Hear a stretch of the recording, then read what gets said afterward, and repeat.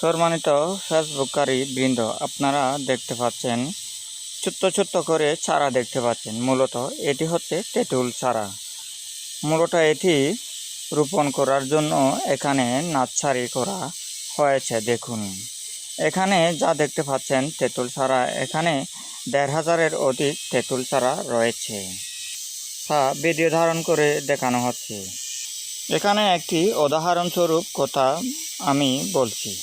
যেমন এসএসসি পরীক্ষা দিলে যারা ৩৩-এ পাস করার জন্য থাকবে, তারা অটোমেটিক ফেল চলে আসতে পারে।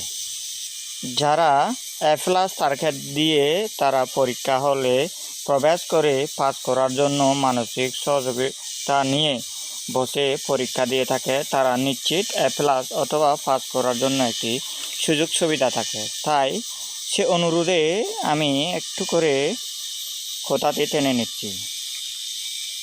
এখানে তেঁতুল বাগান করতে গেলে একটি দুটি নয়, বলতে গেলে হাজার হাজার রোপণ করতে হবে। তা লাখ টাকা স্বপ্ন থেকে ১ কোটি টাকার উপরে স্বপ্ন দেখতে হবে, তা হবে ফলাফল নিশ্চিত।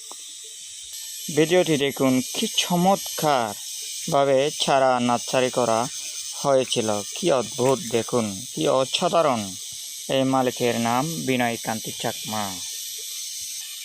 পূর্ব দিকে পাহাড় দেখতে পাচ্ছেন, যে পাহাড়ে চারা রোপণ করা হবে কেটে, তা ভিডিও ধারণ করে দেখানো হচ্ছে সেই জঙ্গল।